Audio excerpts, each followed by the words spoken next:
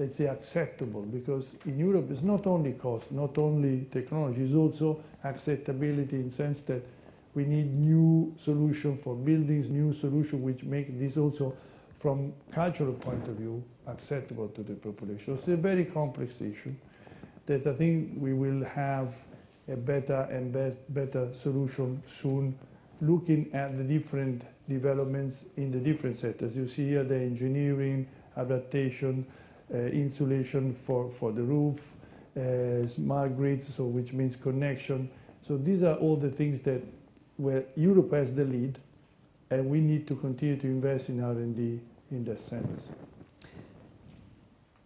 Parliaments, I talked about the position in the game as helping to determine the perspective. Essentially, what we saw here was that upstream, downstream issue that was mentioned also by Marie Cameron. Would you say that is the single biggest determinant of how a company, for example, regards the trade issue, whether it sees Chinese module imports with equanimity or with anxiety? Well, I hate to break your first rule not to state an opinion on this, but I will. So, and also, these are terrible chairs to sit back in. My goodness, it's like torture. So I feel like I'm, seriously, I'm being tortured to answer out of me. It's not that simple. But if you want to break it down to how various points in the market maximize utility, buyers want the lowest price, obviously, and sellers want the highest price, obviously. In an industry such as PV, which remains incentive-driven, and by the way, for everyone who keeps, saying that we're going to that great achievement of grid parity at without subsidies. So, does anybody recall that conventional energy still has subsidies? So, how fair is that? What goal have we set? We were sort of killing ourselves with this goal. But back on the point. So, what you have is a divided market in the US, just looking at that as a case study, wherein the buyers are able to maximize utility and increase their margins in a very difficult to make a high margin industry.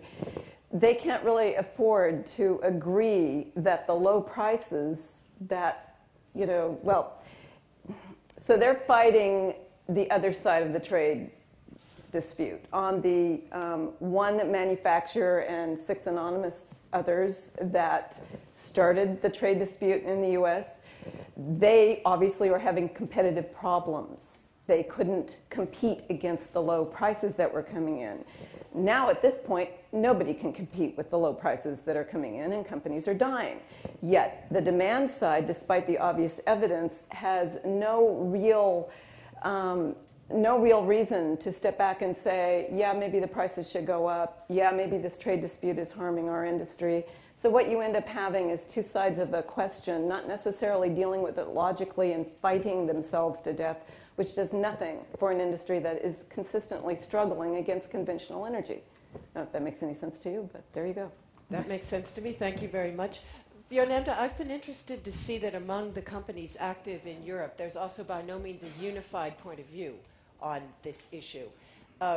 So again, the question to you, what's the determinant of where you stand as far as the trade issue goes, if you're a company active in Europe? For instance, AFASA, I've seen, which your company is a member of, definitely seems to see Chinese imports with a certain degree of equanimity. Yeah, I guess you can point that out, and the European industry has had some ahead warning with the case happening in the US, unfortunately. And so in Europe, I'm happy to see, but it's also very logical to everyone here that the large majority of the people in the industry are, of course, opposed to this, be it raw materials suppliers or suppliers of automation systems and so forth. We've gone through this today. What's the astonishing thing is that people outside of this industry, and I would define the industry not as the manufacturers of modules, which some people outside of the industry think of as the industry, because these are the people who are sponsoring soccer or are on television ads before the European Soccer Cup. The companies that have profited and made large profits in the past, but the industry is far more a group that's maybe reflected here today or in Europe downstream. So it's good to see the support we've been seen as a group that's been targeted directly, of course, and of course we're supporters of Afasi, and of course we would be very interested to see who else is supporting the other side, who is just basically Solar World in my view, and that brings you to a point, or takes me to a point that sees how very fragile our industry is, because it's hard to explain to the outside world. It's very vulnerable to policy still, and of course PPAs are slowly starting out, but we're still close to feed-in tariff dependability in most markets still. So it's very hard to explain to people outside of the industry what's been happening here, because people, especially politicians, have seen this industry. If you look at Germany with some scrutiny from a policy point of view, because we have been spending a lot of money, and if you see to where actually one of the problems to this current downturn in the industry is that we have not been able to scale down feed-in tariffs as fast enough, by this prompting a gold rush, prompting overcapacity, and prompting hyper competitiveness in the industry. So yeah, it's best of times, worst of times. It's going to increase the steps forward into the future, and it's going to give birth to smaller, leaner, and then again faster growing companies. But in the meantime, it's just putting a whole lot of pressure on this industry at a time where nobody in Europe is saying, well, we need to have, in order to be competitive with nuclear, we need to have uranium in Europe, because we don't. There's no problem there. It's just a pretty smart move by I would admit, pretty smart company that has been using legal actions quite successfully in the past. If you look at the cadmium issue, for instance. Let me get two more industry perspectives. Eric Peters, Stefan Rink, perhaps in that order. How do you see perspectives on the trade issue varying according to positions, perhaps in the value chain or to other criteria? Yeah, I have a different opinion, so I don't think that's the main criterion. I think for everybody in the value chain, it's actually a really good thing that the cost of solar goes down and that there is global collaboration and competitiveness. If you're a supplier, you want to be able to supply globally. If you're an end buyer, like Murray Cameron was explaining, you want to be able to buy from everybody and choose the best quality price you want to have. And actually, if you're in the middle and if you take a long-term perspective, you also want to be a global supplier of goods, and you want to probably have a global manufacturing footprint. So I think the criteria that you see play out here is kind of who is dying first. I think it's something, this industry is under so much stress that the companies that were seeing that coming first and were really struggling have taken some actions really short term, with a short-term perspective. I think if you take a long-term perspective, it's this anti-dumping or a trade issue is definitely not a good thing for this industry. So I think that's what you see playing out here.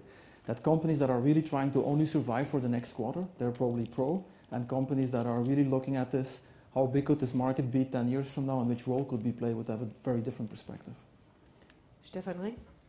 Yeah, so I think we have to talk very openly. We are not earning money at the moment, yeah. So it's a disaster in the industry. If we look on the chain, if we start with the machine suppliers, the equipment suppliers, module producers, everybody is losing money, or let me say 80 or 90% of the people are losing money. Huh? So this is a disaster, let me say it this way. And we have to find a way, and we have to work on solutions to make money again with this nice industry and with this nice photovoltaic technology. Yeah? And we reached already a fantastic goal with 70 gigawatt worldwide installed capacity.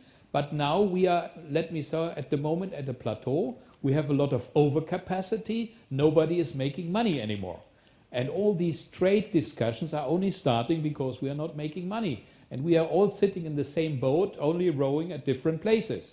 And to start now the discussion about a trade war, I think it's a disaster. We should stop that as soon as possible, because we are living in a global world. We are exporting our machines, our cars, in the whole world. And if we now start a trade war with photovoltaics because of the difficulties we have at the moment, we should stop that. Really, we should stop that. And I only can underline what you said. We are in a global world, and we should think about other ideas, really, to overcome these difficulties together. And there are a lot of opportunities, yeah, where we have really levers where we can turn on and where we can work on, and we should look for these kind of opportunities. Anjan Ghosh, when you follow these very passionate arguments against protectionist measures, can you subscribe to that from the Indian point of view? As Chetan Solanki reminded us in our last panel, India's Nehru mission does include protection and buy local clauses designed to help manufacturers get on their feet, particularly in the silicon area. Yeah, I would say that the policy that Chetan referred to has not done real good to the Indian industry. By having a partial embargo on one typical technology and allowing the other one, it has actually killed the industry which was growing otherwise. Now, the point is that nowhere, I fully support that nowhere embargoes and anti-dumping and trade barriers really help global growth. But the point is, when something happens, there are some reasons for it also. And it's not just for hate or something that these things are being implemented by countries like US and Europe.